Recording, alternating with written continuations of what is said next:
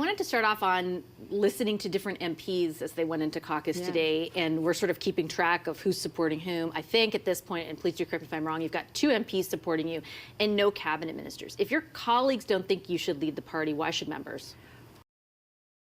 Well, because, look, it's great that my caucus colleagues are coming out in support of other candidates. I think that's a good thing. I think that we need to have a vibrant party. But at the end of the day, it's the party membership that decides who the leader of the party is. And what I can tell you is that I am hearing from people right across this country who are signing up to the party for the first time or the first time in years because they're excited about my candidacy. We've had hundreds of people raise their hands to say that they want to volunteer, that have donated. You know, in the 5 days since I launched my campaign, we've almost raised $100,000, and this is from grassroots contributors. Like, I don't have the deep pockets of some of the other candidates. These are people who are donating $25 or $200 and really making a difference. So that says to me that there is momentum out there. And I take that point, and I totally understand what you're saying about the grassroots, but I think on the face of it also, when you see the 2 other candidates garnering support from people they've worked with for the last 5 or 10 years, and you're not, like, why would the membership not take something from that? Why aren't you getting that vote of confidence?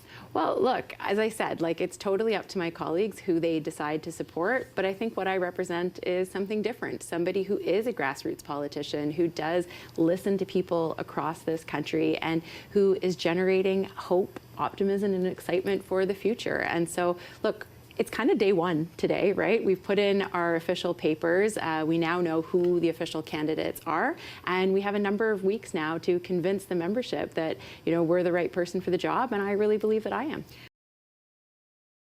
I've listened to you on 2 occasions since you initially announced your candidacy say that Canadians have lost trust in the Liberal Party. What responsibility do you bear for that, given that you've been a member of cabinet since 2017? Yeah, it's a really fair question. And honestly, it's something that I've been trying to push within the party and within caucus to say that we have to listen to Canadians.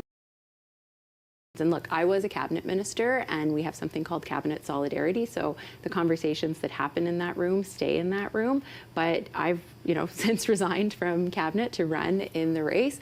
And that's, you know, one of the things that I know is that the reason why people are turning away from us is because they don't feel like we understand the issues that they're living on a day-to-day basis. And I think that, you know, we have to listen to Canadians. When it comes to questions like affordability, they're saying that things are too expensive for them right now, and we need to do a better job of responding to that. Things like crime. You know, in my community, we've seen an increase in auto thefts. Now that's starting to go down, but that's not something that, you know, people in the GTA or anywhere else in the country should be experiencing. And even though, you know, we held the Auto Summit last year, I just feel like we got to the game too late. And that's something that I think we need to do a better job of. I guess what I don't understand, though, is, you know, if you got to the game too late in a number of those instances, why did you keep insisting in your cabinet colleagues that that wasn't the case? Like, I've done countless interviews with all of you, and every time I asked a question like that, I was told I was wrong, basically. And it's not as though you're just on the, you know, sidelines of that. You were tasked by the Prime Minister and others to be one of the, you know, leads on communication around a lot of this stuff that Canadians were continually telling you was negatively impacting affordability. What made you see the light? Well, I think I've seen it for a while, to be honest, Vashi. And you just couldn't say it? Is that what the argument you know, is? part of my job as the House Leader was to defend the government's position, but I, you know, made very strong comments, you know, within the spaces that I was acting. But I'm here to say to Canadians that we didn't get everything right, and we didn't necessarily listen when you were asking us to. And I understand that, you know, as a Liberal Party, we have to do a better job of listening to Canadians, and listening to Canadians means actually changing some of the positions that we have and some of the policies that we have. And so that's something that I feel very strongly about. I mean, I think we talked following the Toronto-St. Paul's by-election and following the by-election in LaSalle-Mile. You know, Canadians in those 2 communities sent us a message. They were saying that we're not responding to the issues that matter to them.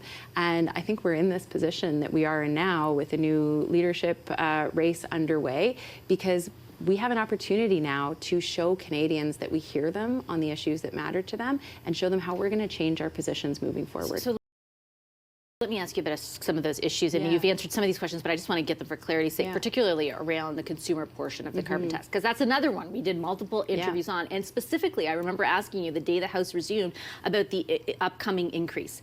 And you said a number of things. It's a really important plank in our plan in the fight against climate change. If it were cut, a lot of these very good jobs that have been attracted to Canada are dependent on the fact that we have a price on pollution. There are real jobs at risk here. Are you now willing to put those jobs at risk? No, because that's the industrial price on pollution. And so I think we need to keep the industrial price on pollution. But I was asking you about the consumer price at that time. And I'm consistent in my argument here because it is still about the industrial price on pollution. But on the consumer price on pollution, my commitment is to cancel the increase that is planned for April 1st. Because until we have a plan in place to deal with the reductions emissions that make up about 10% of Canada's emissions reductions plan, we need to keep that price but not increase it, because what we're hearing from Canadians is now is not the time to make that increase. But what I also hear from Canadians is that they care about the fight against climate change. This just isn't the vehicle in which they want to make that fight. And so one of the things that I think about a lot is how can we actually help Canadians make the choices that they want to make to reduce their emissions? And let's be clear, like, Canadians are making personal choices to reduce their emissions, but it's still too expensive to buy an electric vehicle or a hybrid.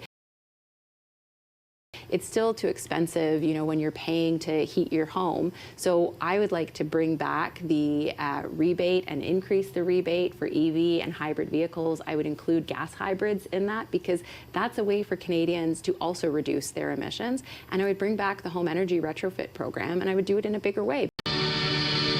These are things that can actually help Canadians make the choices that they want to make, but that right now are just unaffordable for them. I mean, a number of your progressive allies in you know, premiers, for example, across the provinces have been making that kind of argument, right? Like the carrot versus stick approach. To be clear, are you leaning towards the carrot versus your government, which was leaning towards the stick? Look, I think that when we brought in the price on pollution, it was the right decision at the time.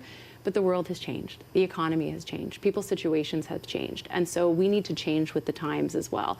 And part of democracy is listening to your citizens. And when citizens are saying, we care about climate, we care about reducing our emissions, but this policy isn't working for us the way that it was intended, I'm not too proud to change that position, because ultimately democracy is about listening to your people.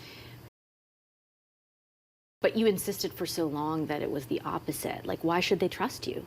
Well, because I'm saying right now that I hear you. I mean, if I think about the conversation that we had over the summer, when I said what we have to do following the by-elections was listen to people and demonstrate that change. We didn't demonstrate that change, right? And I was pushing for us to demonstrate that change, and now I'm in a position where I can demonstrate that change. The biggest issue at this moment in time that is facing this country is certainly what's going on with Donald Trump, right? Threats that he keeps doubling down on. He raised the prospect of annexation today in remarks before the World Economic Forum.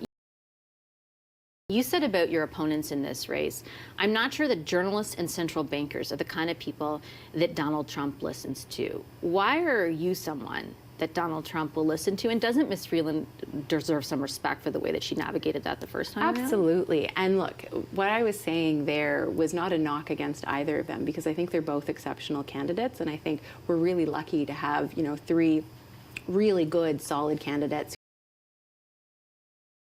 who are vying for the position of leader for the Liberal Party of Canada.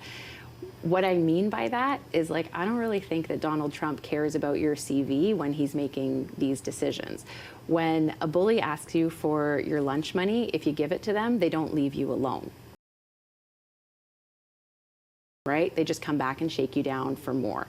And so what we need is someone who's going to stand up to bullies, someone who's going to stand up for Canadians. And over the last 18 months and before that, I've demonstrated to Canadians in the House of Commons that I can stand up for Canada and for Canadians and against people who are fighting against Canadians, whether it's Pierre Poilievre,